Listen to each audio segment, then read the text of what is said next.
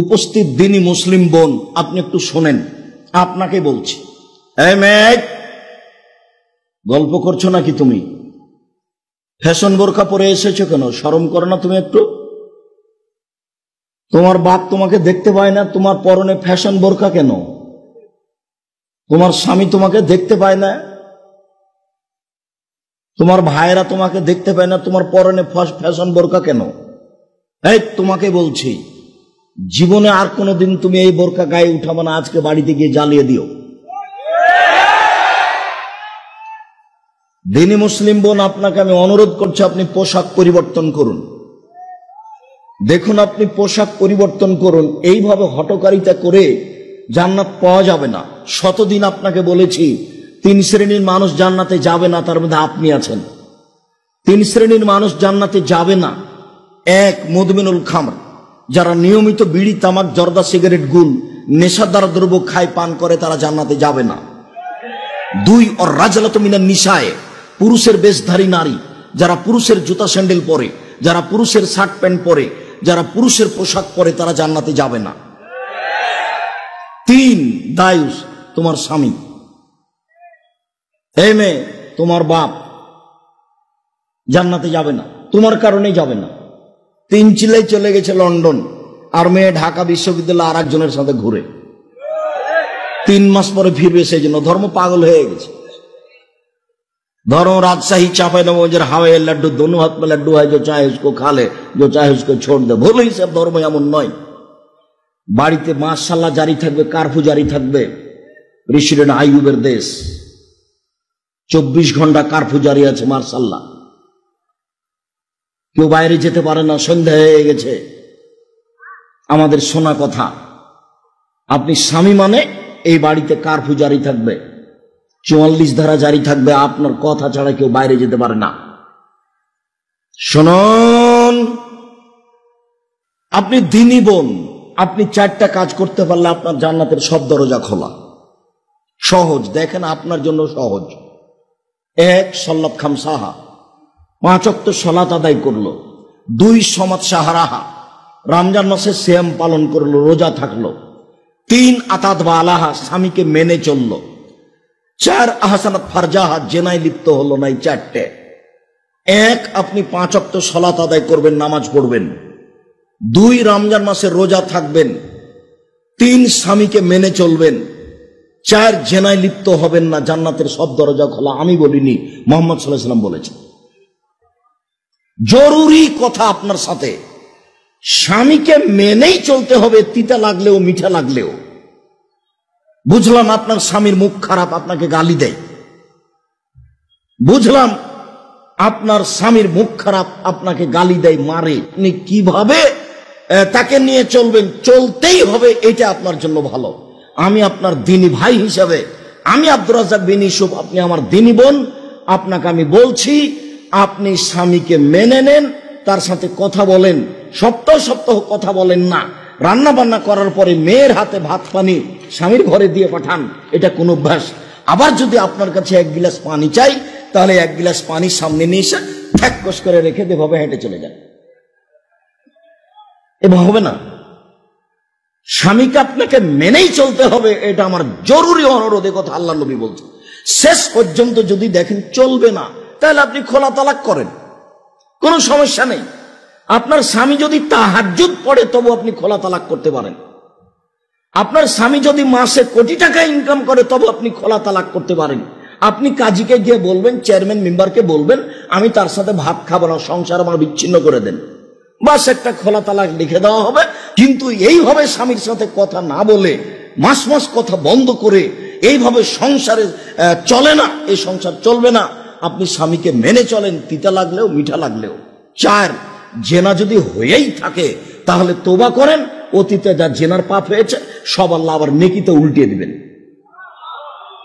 এটা উনি পারেন, তিনি সর্বশক্তিমান। আজ থেকে যদি আপনি, আমি, সারা পৃথিবীর মানুষ এই জেনার মতো অশ্লীল কাজকে বন্ধ করতে পারে, আল্লাহ তাআলা বলছেন, ওয়ানাহা নাফসা আনিল হাওয়া ফাইনাল জান্নাতু হিয়াল মাওয়া। পৃথিবীর মানুষ শুনে রাখো, তোমরা যারা অশ্লীল কাজকে বন্ধ করতে পারবে, আমি আল্লাহ তোমাদেরকে জান্নাতুল মাওয়া দিয়ে দিলাম। পৃথিবীর মানুষ আমি ঘোষণা দিয়ে দিলাম তোমাদের জন্য জান্নাতুল মাওয়া রেডি করেছি, যারা যারা অশ্লীল কাজ বন্ধ করেছে। মুসলিম বোন, আপনি যদি অশ্লীল কাজ বন্ধ করতে পারেন, আপনার জন্য জান্নাতুল মাওয়া রেডি আছে, সব জান্নাতের দরজা খোলা। আর একটা কথা আপনার সাথে শোনেন, এদিকে শোনেন, কথা বলছেন নাকি এখনো? দেখেন আপনি, আপনার জন্য জান্নাত কত সহজ।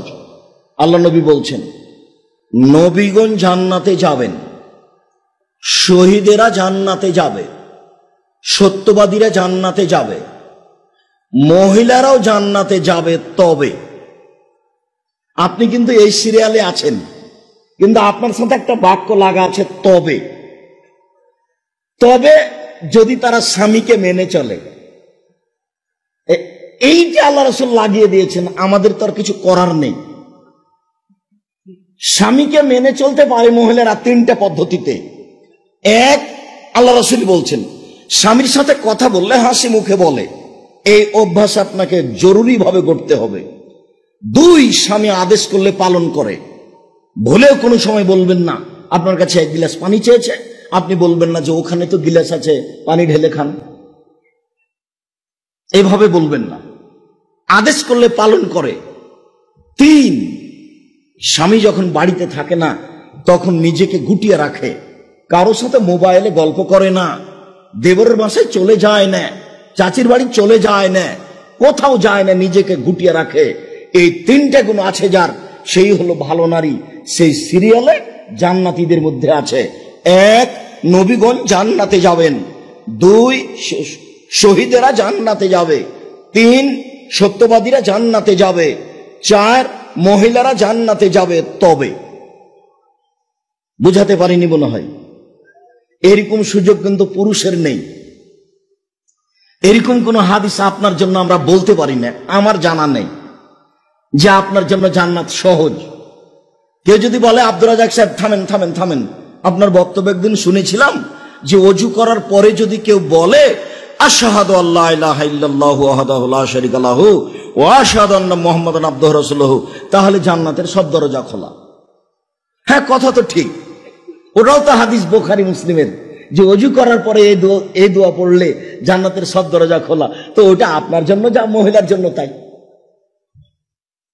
বুঝাতে পারিনি মনে হয়। মানে আপনি যদি অজু করার পরে এই দোয়া পড়েন তাহলে আপনার জন্য জান্নাতের দরজা খোলা, আর আপনার বোন যদি এই দোয়া পড়ে তাহলে তার জন্য জান্নাত খুলবে না? সবার জন্য। তাহলে আপনার জন্য পৃথক কিছু নেই। মহিলাদের মান ভিন্ন, মহিলারা বুঝলো না, সেজন্য গার্মেন্টসে চাকরি করে দাবি জানিয়েছে নারীবাদী। শিক্ষা নাই, দীক্ষা নাই, বুদ্ধি নাই, বিবেচনা নাই, হোস নাই, জ্ঞান নাই, কোরআন মাজিদ নাই, কিচ্ছু নাই, একটা দাবি ঠিক আছে। রাসূল সাল্লাল্লাহু আলাইহি ওয়াসাল্লাম বলছেন যে কেউ যদি দুইজন মেয়ের লালন পালন করে তাহলে আমি আর ওই লোকটা জান্নাতে থাকবো এভাবে। তখন আঙ্গুল দুটি জমা করে দিয়েছে। আবার বলেছেন কেউ যদি এতিমের লালন পালন করে, সে লোকটা আর আমি জান্নাতে একসাথে থাকবো এরকম। তখন দুটা আঙ্গুলের মাঝে একটু ফাঁকা রেখেছেন। না, কথা যে বুঝাতে পারলাম না, আবার বলতে হবে মনে হয়, বলতে হবে না?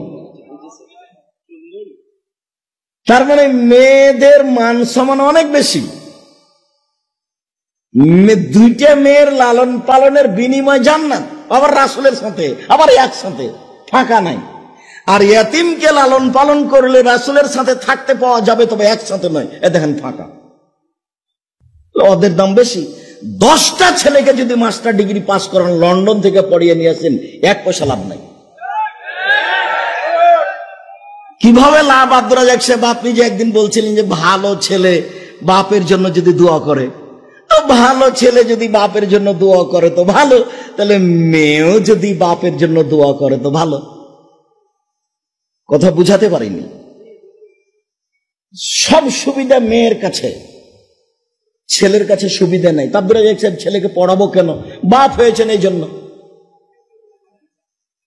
আমি তো বলেছি যে মেয়েকে শেষ পর্যন্ত বাপে উপার্জন করে খাওয়াবে। কি করে? ভিক্ষা করে। মেয়ে ভিক্ষা করতে যাবে না। মেয়ে রুজি উপার্জন করবে কে?